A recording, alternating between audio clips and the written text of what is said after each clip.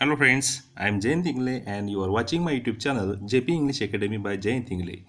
मित्रांनो, पार्ट फर्स्टमध्ये आपण काही बेसिक गोष्टी बघितल्यात.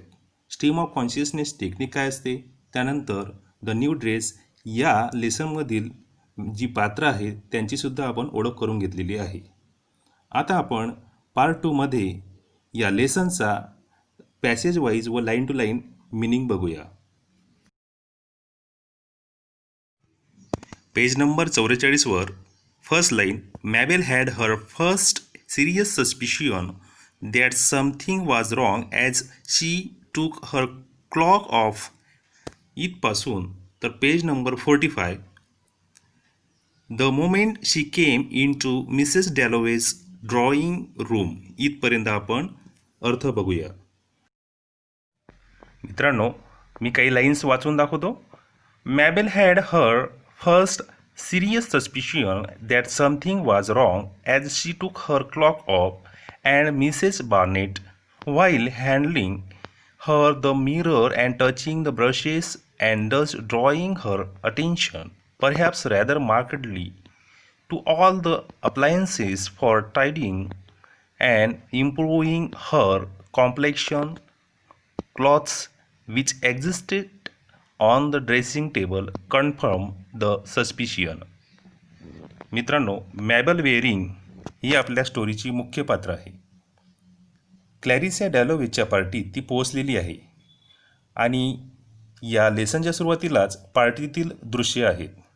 त्या क्लॅरिसा डॅलोवेने आयोजित केलेल्या पार्टीतील दृश्य आहे. क्लॅरिसा डॅलोवेची हाऊसमेड, तिचं नाव आहे मिसेस बार्नेट, ही मॅबेलच्या ड्रेसला पाहून कमेंट देत आहे, कारण तिचा ड्रेस हा इतरांपेक्षा वेगळा होता. तिचा ड्रेसचा कलर येलो सिल्क असा होता. मिसेस बार्नेटने तिचं कौतुक केलेलं आहे, पण मॅबेलला वाटते की ती टोमणाच मारते आणि या लेसनमधील तिच्या ड्रेसबद्दलची ही पहिली शंका असते. सस्पिशियन म्हणजे शंका. विद्यार्थी मित्रांनो, एक लक्षात घ्या, मॅबेल हे कॅरेक्टर समोरच्या परिस्थितीला व व्यक्तीला निगेटिव्ह घेत असते. ती एका श्रीमंताच्या पार्टीमध्ये आलेली असते व त्या पार्टीमध्ये तिला इन्फेरियरिटी ही फील होत असते. म्हणजे काय, कमीपणा, न्यूनगंडत्व किंवा अनकम्फर्टेबल तिला वाटत असते. मिसेस बार्नेट हिच्या कमेंटनंतर ती आरशासमोर जाऊन तिचे केस व्यवस्थित आहे किंवा नाही हे बघते. तिथं वाक्य आहे, to all the appliances for tidying and improving hair. ती तिचे केस व्यवस्थित करते. पुढे ती म्हणते, that it was not right, not quite right. हे काही बरोबर नव्हतं. मिसेस बार्नेट मला माझ्या ड्रेसबद्दल बोलली, ती खरं नाही बोलली असं तिला वाटते. ती वरच्यावर वेगळ्या नजरेने बोलली. तिने क्लॅरिसा डॅलोवेला भेटून ग्रीटिंग केलं आहे. बघा, तिथं एक वाक्य आहे, she went upstairs and springing at her with conviction as she greeted Clarissa Dalloway. ती तिथं पार्टीमध्ये आली आणि क्लॅरिसा डॅलोवेला भेटते आणि तिला शुभेच्छा देते. व एका रूममध्ये वरच्या मजल्यावर जाऊन थोडा अंधार असलेल्या ठिकाणी ती आलेली आहे. शेडेड कॉर्नर म्हणजे अंधार असलेला कोपरा. एका ग्लास किंवा आरशामध्ये पाहून ती म्हणते, no it was not right. यामुळे ती तिच्या चेहऱ्यावरील आलेले प्रोफाऊंड डिससॅटिस्फॅक्शन म्हणजे काय, तीव्र असमाधान, असंतोष व्यक्त करते. तिला काही बरं वाटलं नाही. मिसेस बार्नेटने तिला कमेंट दिली, ते तिला आवडलेलं नव्हतं. ॲक्च्युली बार्नेटने तिचं कौतुक केलेलं होतं, कॉम्प्लिमेंट दिलेली होती, परंतु ते तिला आवडलेलं नव्हतं. पण रायटर इथं म्हणते की ही मॅबेल तिच्या लहानपणापासूनच अशी आहे. लोकांचे बोलणे ती इन्फेरियर म्हणजे काय, उलटे घेत असते. इथं म्हटलेलं आहे, the sense she had ever since she was a child. ती लहानपणापासूनच ती अशी आहे, of being inferior to other people. Mabel ही लोकांचं बोलणं इन्फेरियर, उलट्या पद्धतीने घेत असते. अगदी कठोर व निर्गुणपणे ती वागत असते. रिलेंटलेसली म्हणजे काय, कठोरपणे. रिमॉर्सलेसली म्हणजे निर्गुणपणे. बऱ्याचदा ती बॉरो ऑर स्कॉट वाचत म्हणते, ही बाया माणसे मॅबेलने काय घातलेलं आहे याबद्दल बोलतात. What's Mabel wearing, what a fright she looks, what a hideous new dress. Mabel मनातल्या मनात विचार करत आहे की पार्टीमध्ये उपस्थित असलेले लोक मी काय वेअर केलं याबद्दल विचार करत आहेत. आणि हा हिडियस न्यू ड्रेस आणलेला आहे. हिडियस म्हणजे कुरूप, दिसायला चांगला नसणे. अशा पद्धतीचा मॅबेल तिच्या डोक्यामध्ये विचार करत असते. हे करत असताना their eyelids flickering as they came up and then their lids shutting rather tight. आणि त्या लोकांचे पापण्या ज्या आहेत त्या फ्लिकरिंग होत आहेत. फ्लिकरिंग म्हणजे फडफडत आहे, ते पापण्या फडफडत आहे. कशामुळे? की ते आश्चर्याने हिने काय असा ड्रेस आणलेला आहे या भावनेने. आणि त्यांचे लीड्स म्हणजे काय, पापण्या, शटिंग रॅदर टाईट, ते बंद होण्याऐवजी ते डोळे ताणून बघताय माझ्याकडे असं तिला वाटत असते. तिला तिच्या अपूर्णत्वाबद्दल किंवा हलकसल्याबद्दल अपालिंग वाटते. अपालिंग म्हणजे भीतीप्रद वाटते. इनॲडव्हेक्युसी म्हणजे काय, अपुरेपणा. आणि यामुळे तिला कावर्डाईजसुद्धा वाटते. कावर्डाईज फिलिंग ती एक्सपिरियन्स करत आहे. कावर्डाईज फिलिंग म्हणजे भ्याडपणा. हा भ्याडपणा तिच्या मनात शिरतोय. तिला अनकम्फर्टेबल वाटते, कमीपणा वाटतोय. यावर ती सतत विचार करत असते. आता आपण पुढच्या पेजवर बघूया, पेज नंबर 45. वाक्य आहे, and at once the whole of the room where for ever so many hours she had plan with the little dressmaker how it was to go seemed sordid, repulsive, and her own drawing room so shabby, and herself going out puffed up with vanity as she touched the letters on the hall table and said, "How dull to show off." All this now seemed unutterably silly, paltry, and provincial. All these had been absolutely destroyed, shown up, exploded the moment she came into Mrs. Dalloway's drawing room. मॅबेल तिच्या ड्रेसबद्दल असा विचार करत असताना ती विचार करते, ड्रेसमेकरसोबत plan जर केला असता किंवा असेल, पण हे सॉर्डिड रिपल्सिव्ह आहे. आता सॉर्डिड आणि रिपल्सिव्ह म्हणजे काय?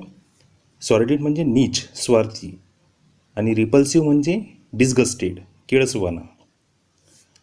ती म्हणते की हा नीच व किळसपणा आहे. ह्या सर्व व्हॅनिटी आहे, हे सर्व काय बढाईपणा आहे.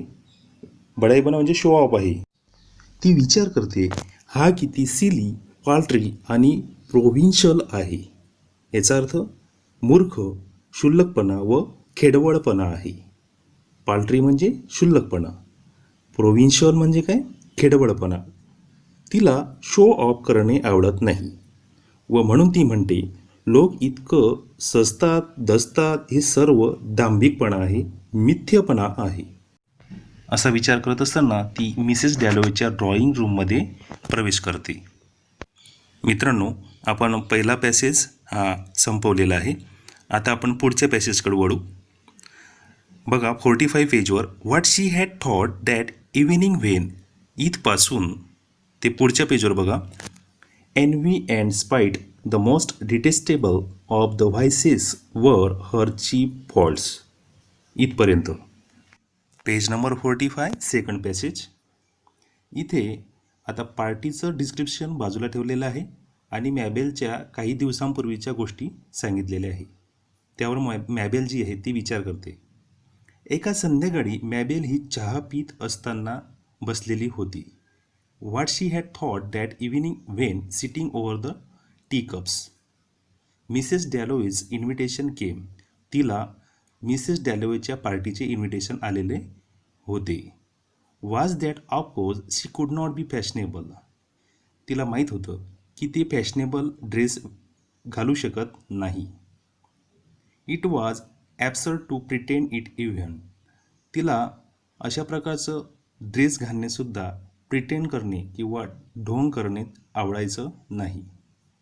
Fashion meant cut meant style meant 30 guineas at least. Fashion करणे म्हणजे एक स्टाईल असेल, परंतु 30 गिनीज खर्च करणे तिला आवडत नव्हतं किंवा ते तितका खर्च येईल तिला माहीत होतं. गिनीज म्हणजे पैसे, एक चलन. मग आपल्या ओरिजिनल लुकसहित का जाऊ नये? Why not be herself anyhow? And getting up, she had taken that old-fashioned book of her mother's, a Paris fashion book of the time of the empire. आता मॅबेल तिच्या आईचं एक पॅरिस फॅशन बुक काढते, त्यातून एक अगदी जुन्या फॅशनचा ड्रेस काढते. तिला तो प्रेटियर व डिग्निफाईड वाटतो, सुंदर वाटतो. तिच्या डिसिजनवर ती खुश राहते. ती स्वतःवर प्रेम करत असते, ऑर्गी ऑफ सेल्फ लव. आणि तिने ड्रेस रिग्ड केलेला आहे. RIGGED. रिग्ड म्हणजे काय? घातलेला आहे, पोशाख वेअर केलेला आहे. आता आपण नेक्स्ट पॅसेजला जाऊया. But she dared not look in the glass. She could not face the whole horror.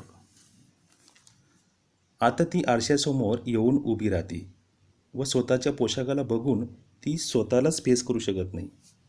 तिला तिचा पेल येलो ड्रेस हा मूर्खासारखा दिसतो. The pale yellow idiotically old fashioned silk dress with its long skirt and its high sleeves and its waist and all the things that looked so charming in the fashion book. तिचा skirt आणि त्याच्या स्लीव्ससुद्धा लांब होत्या. ती विचार करते की जेव्हा मी पुस्तकात हा ड्रेस बघितला तर हा ड्रेस खूप सुंदर दिसत होता आणि आता घातल्यावर हा असा गजाळा का दिसतोय? हा एखाद्या ड्रेस मेकर किंवा ड्रेस शिवणाऱ्याच्या दुकानात असलेल्या डमी म्हणजे पुतळ्यांना घालावा असाच ड्रेस दिसतोय. यामुळे तरुण लोक मला पिना टोचतील असं बोलतील. ती तिच्या मनाला खात असते. मॅबेल विचार करत असताना तिला एक महिला भेटते. त्या महिलेचं नाव आहे रोज शॉ. तिची आकस्मिक भेट होते. ती म्हणते, but my dear, it's perfectly charming, Rose Shaw said. ती रोज शॉ असे कमेंट मॅबेलला देत असते. एखाद्या वेळेस रोज शॉला जाणवलं असेल मॅबेल तिच्या ड्रेसला पाहून ऑकवर्ड फील करते म्हणून ती असं म्हणत असेल. पण ती हे वाक्य उच्चारत असताना खालीवर बघत असते, मॅबेलला खालीवर बघत असते. म्हणून मॅबेलला वाटते की हिने सटायरिकल पकर केलेलं आहे. सटायरिकल पकर म्हणजे टोमणा मारलेला आहे. रोज ही सुद्धा पार्टीत आलेल्या इतर लोकांप्रमाणे फॅशनेबल ड्रेस घालून आलेली होती. परंतु मॅबेल रोजचं कॉमेंट जे आहे हे वेगळ्या पद्धतीने घेत असते. आता आपण पुढच्या पॅसेजला वळूया. We are all like flies trying to crawl over the edge of the saucer, Mabel thought. आता मेबेल तिच्या विचारामध्ये गर्क होते आहे. ती विचार करत आहे इथं असलेले सर्वजण माशांप्रमाणे क्रॉल करत आहेत. काय करत आहे? सरपट्ट आहे. कुठं? एज ऑफ द सॉसर, एखाद्या बशीच्या अवतीभोवती किंवा कडेवर बसून सरपट्टा आहेत. आता हे जे वाक्य आहे हे सिम्बॉलिकली वापरलेलं आहे. पार्टीत उपस्थित असलेल्या लोकांना मॅबेल माशांशी कम्पेअर करत आहे आणि त्यांच्यापासून तिला काय होत आहे? पेन होत आहे, यातना होत आहे. त्यांच्या कमेंटपासून तिला वेदना होत आहे आणि ती म्हणते she were trying to find some spell to annul this pain. ह्या पेनला ती थांबवण्यासाठी, ॲनल म्हणजे काय? थांबवणे, ती प्रयत्न करते. तिथं शेक्सपियरचा सुद्धा उल्लेख केलेला आहे. त्याच्या पुस्तकामध्ये तिने काही उल्लेखसुद्धा वाचलेले असतील. आणि शेवटी एक वाक्य दिलं आहे फ्लाईज ट्राईंग टू क्रॉल, म्हणजे इथं असलेल्या माश्या जे आहे इथं सरपट्ट आहे. इथं फॅशनेबल ड्रेस घालून आलेले लोक वावरत आहेत आणि अशा वावरणाऱ्या लोकांना ती फ्लाईज म्हणते, माश्या म्हणत आहे. मित्रांनो, आता पेज नंबर 46 हा पॅसेज आपण पूर्ण करूया. या माशांना, या लोकांना बघून ती नंब, चिल, फ्रोझन व डंब होते. नंब म्हणजे बधीर, त्यानंतर फ्रोझन म्हणजे स्तब्ध व डंब म्हणजे मुकी. म्हणजे तिला त्यांना बघून असह्य होते, संकुचित झाल्यासारखं होते. एखाद्या बशीमध्ये असलेल्या दुधात तिचे विंग्स किंवा विंग्स म्हणजे काय, पंख चिपकलेले आहेत. ती स्वतःला अडकलेली माशी म्हणते व तेथून निघण्याचा प्रयत्न करते. पण रोज शॉ व तेथील उपस्थित लोकांना बघून ती म्हणते की ह्या माश्या बशीच्या कडेवर बसलेले आहे आणि मी त्या बशीच्या मध्ये असलेल्या दुधामध्ये अडकलेले, माझे पंख ओले झालेले, चिपकलेले आहेत. ती स्वतःला माशी म्हणते. She was a fly but the others were dragonflies, butterflies, beautiful insects, dancing, fluttering, skimming, while she alone dragged herself up out of the saucer. ती म्हणते की इथं फुलपाखरे आहेत, ती फुलपाखरे सुंदर आहेत, तिथे असलेले इन्सेक्टसुद्धा सुंदर आहेत, सुंदर असे ड्रॅगन फ्लाईज आहेत आणि मी एकटी अशी साधीसुधी ऑर्डिनरी माशी आहे. ती स्वतःशी कंपॅरिझन त्या लोकांशी करत आहे. स्वतःलाही माशी म्हणते आणि त्या लोकांना ती सुंदर सुंदर इन्सेक्ट्स, बटरफ्लाईज किंवा ड्रॅगन फ्लाईज म्हणत आहे. शेवटी वाक्य दिलेलं आहे. Envy and spite the most detestable of the vices were her cheap faults.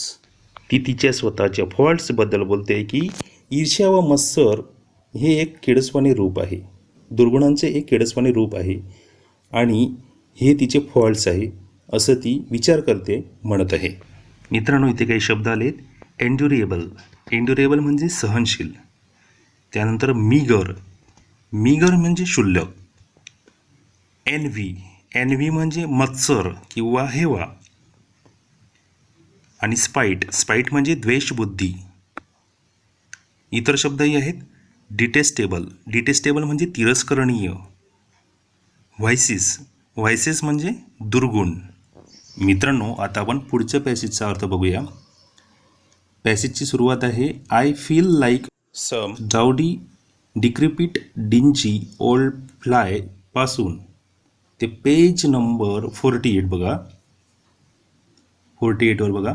He always saw through one especially if one were feeling particularly mean, paltry or feeble minded.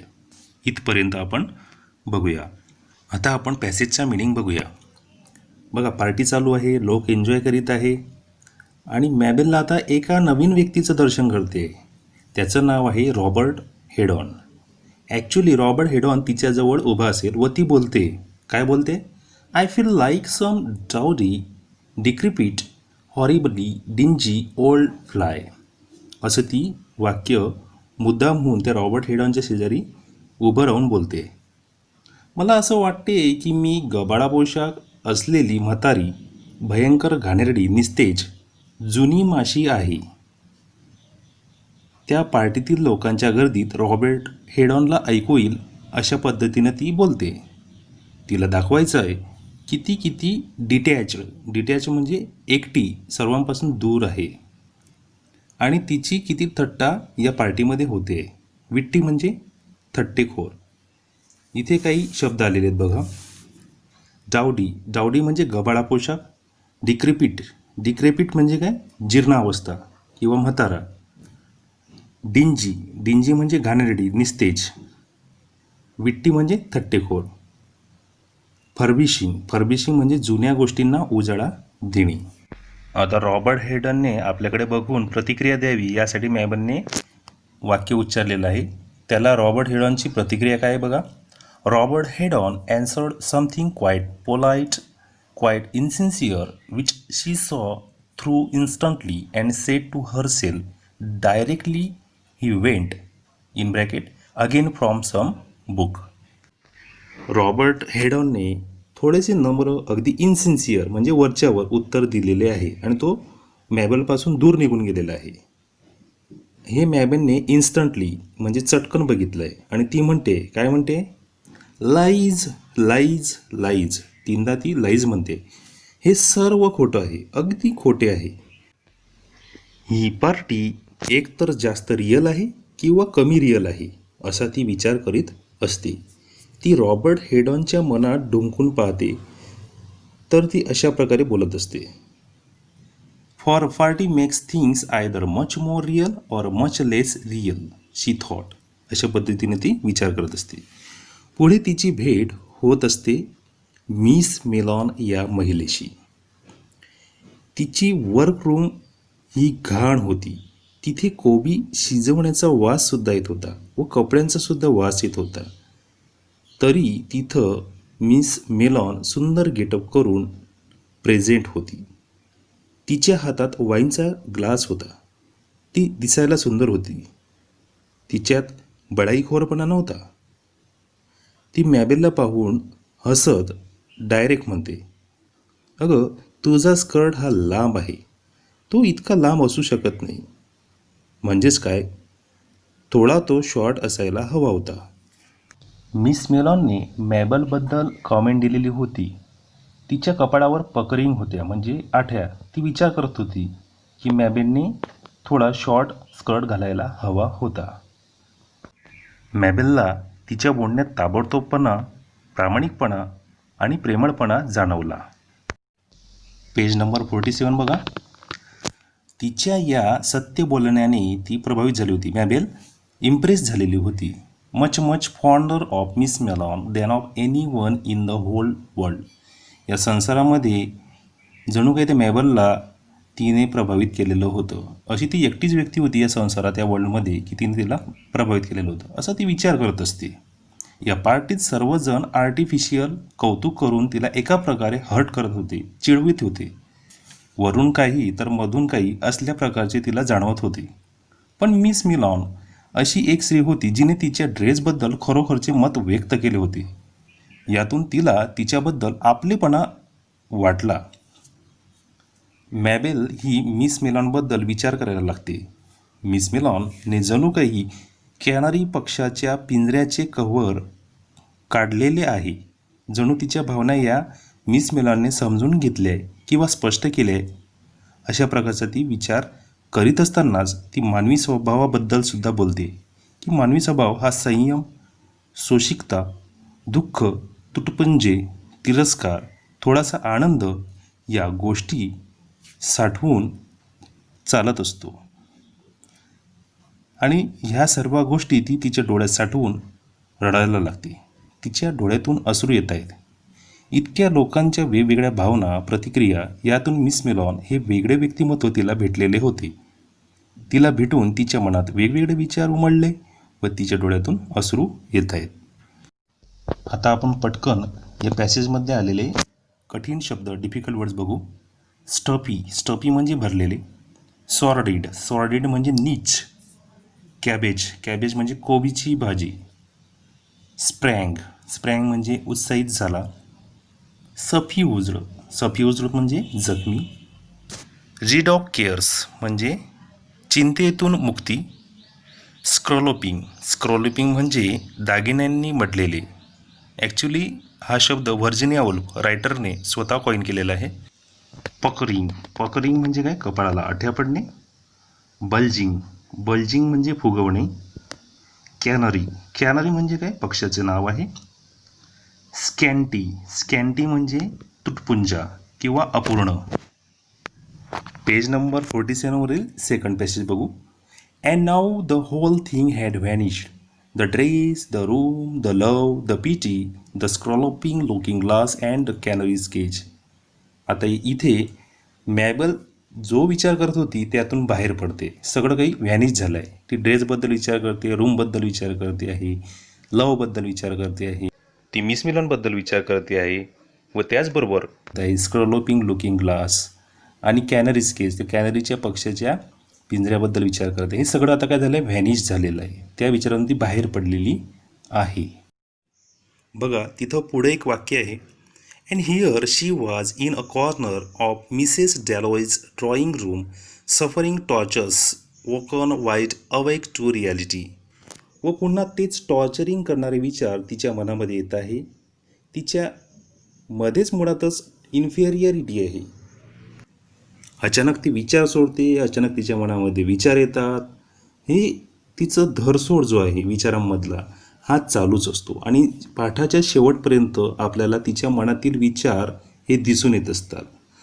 बघा मित्रांनो, आपण अगोदरच पार्ट 1मध्ये स्ट्रीम ऑफ कॉन्शियसनेस टेक्निकबद्दल बघितलेलं आहे की या stream of consciousness टेक्निकमध्ये पात्राच्या मनातील विचार हे लिहिले जातात, प्रत्यक्ष लिहिले जातात आणि आपण मॅबेलच्या मनातील चालणारे विचार हे प्रत्यक्ष बघतोय.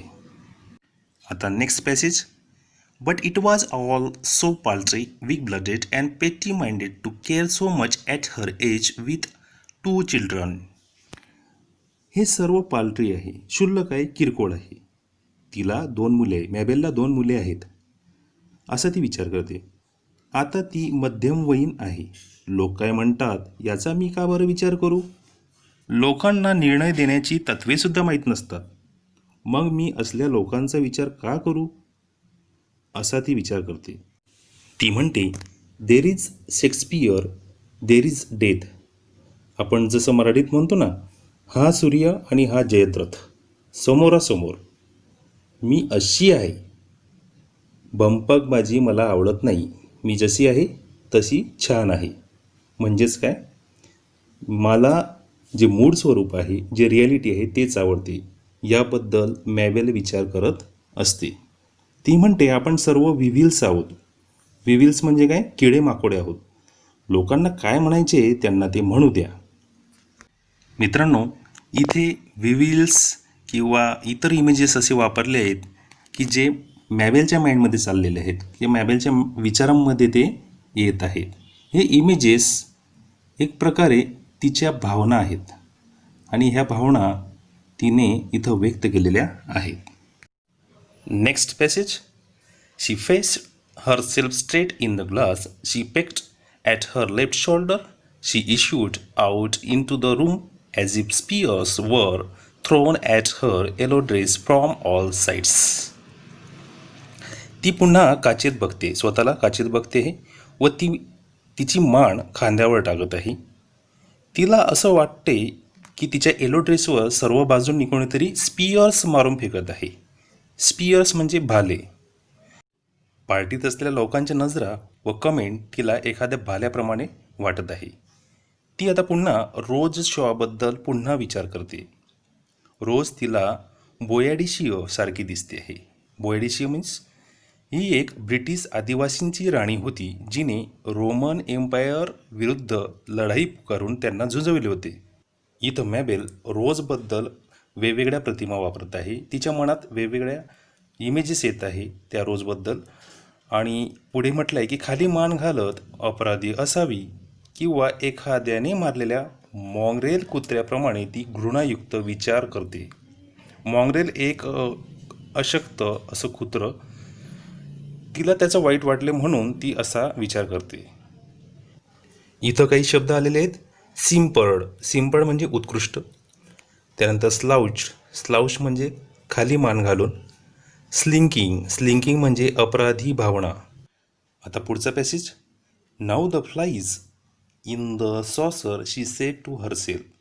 ती म्हणते या दुधाच्या बशीबाहेर मी निघू शकत नाही. माझे पंख घट्ट चिकटलेले आहेत. म्हणजे या वातावरणात, या पार्टीमध्ये मी अडकलेली आहे आणि इथून मी बाहेर जाऊ शकत नाही आहे. पुढचा पॅसेज, हा शेवटचा पॅसेज आहे. आता मेबेल स्वतःहून पार्टीत अजून एका नव्या व्यक्तीशी ओळख करते. त्याचं नाव आहे चार्ल्स बर्ट. ती चार्ल्स बर्टशी स्वतःहून बोलते. ती म्हणते it's so old fashion she said to Charles Burt, making him stop in bracket which by itself he hated on his way to talk to someone else. Actually ती स्वतःहून यासाठी बोलली की चार्ल्स बर्टला तिला थांबवायचं होतं आणि तिच्या ओल्ड फॅशन ड्रेसबद्दल त्याने कमेंट द्यावी व त्याला काय वाटते हे तिला जाणून घ्यायचं होतं, म्हणून ती स्वतःहून त्याच्याशी बोलत असते. आता पेज नंबर 48 बघा. त्या पार्टीत तिला मॅबेलला तिच्या ड्रेसबद्दल कौतुकाचे शब्द ऐकायचे होते म्हणून ती स्वतःहून बोलत आहे. चार्ल्सकडून तिला प्रशंसेचे शब्द हवे होते. जर त्याने Mabel you are looking charming tonight असे जरी म्हटले असते तरी तिच्या जीवनात फरक पडला असता. पण हा चार्ल्स बर्ड उद्धट होता, मलाईस होता. कोणालाही तो त्याच पद्धतीने बघायचा, त्याच नजरेने बघायचा. तिथं वाक्य दिलेलं आहे, he was malice itself. He always saw through one, especially if one were feeling particularly mean, paltry, or feeble-minded. Malais means उद्धट, paltry means क्षुल्लक आणि feeble minded means क्षीणबुद्धीचा, क्षुद्र बुद्धीचा. तो चार्ल्स बर्ट अशाच प्रकारचा होता. आता next passage. Mabel's got a new dress he said. आता चार्ल्स बर्ट मॅबेलला उत्तर देतोय की मॅबेलला नवीन ड्रेस मिळाला. चार्ल्सला आता मॅबेलला उत्तर द्यावे लागणार होते म्हणून तो म्हणतोय की मॅबेलला नवीन ड्रेस मिळाला. पुन्हा तिला आर्टिफिशियल ॲन्सर मिळालं. आता तिला अपेक्षा होती कौतुकाची, प्रशंसेची, आणि हा वरच्यावर आर्टिफिशियल उत्तर देऊन मोकळा होतो. आता तिला त्या बशीमधून वर यायचं होतं तर ती त्या बशीमध्ये पुन्हा ढकलली गेलेली आहे. इथं शोड म्हणून एक शब्द आला आहे, SHOVED, म्हणजे ढकलले जाणे. ती विचार करते की हा काइंड हार्टेड व्यक्ती नाही आहे, प्रेमळ पण नाही आहे. हा फक्त फ्रेंडलीनेस म्हणजे मित्रासारखा मुलामा लावून बोलतो, परंतु मधून हा वेगळाच आहे. व्हेनीर मीन्स मुलामा. त्यापेक्षा मिस मेलॉन ही खरोखर बोलणारी व प्रेमळ मनाची होती. मॅबेल ही चार्ल्स बर्टच्या कॉमेंटवरून रफल्ड होते, अस्वस्थ होते, आणि ती विचार करते की हा दुसऱ्या स्त्रीकडे जाऊन माझी थट्टा तर नाही करणार ना. ती म्हणते मिस मेलॉन ही राईट होती आणि चार्ल्स हा चुकीचा आहे. पुन्हा ती या गर्दीचा किंवा या पार्टीमध्ये आलेल्या लोकांचा निगेटिव्हली विचार करत असते. तिथं वाक्य, it was her odious weak vacillating character again. तिचं जे मूड कॅरेक्टर आहे ते पुन्हा जागरूक झालेलं आहे. ऑडियस म्हणजे किळसवानं, वॅसिलेटिंग म्हणजे द्विधा मनस्थिती असलेलं, असं कॅरेक्टर जागरूक झालेलं आहे. मित्रांनो, शेवटच्या लाईन्समध्ये काही प्रतिमा दिलेल्या आहेत, काही विषयांची नावं व मेरी डेनिस आणि व्हायलेट सर्ल अशा व्यक्तींची नावं दिलेली आहे. ही तिच्या मनामध्ये आलेल्या कल्पना असतात, इमेजेस असतात, की ज्या कल्पना व इमेजेस ती सद्यस्थितीला डील करत असते, त्याला जोडत असते, आणि त्यामुळे तिच्या मनामध्ये विविध विचार हे फुलत असतात. मित्रांनो, पेज नंबर 48च्या सेकंड पॅसेजला आपण संपवलेलं आहे. आपण 48 पेजपर्यंत येऊन पोचलेलो आहे. आता आपण इथं थांबूया आणि उरलेल्या लेसनचा मिनिंग पार्ट 3मध्ये बघूया. तर भेटूया पार्ट 3मध्ये. तोपर्यंत धन्यवाद.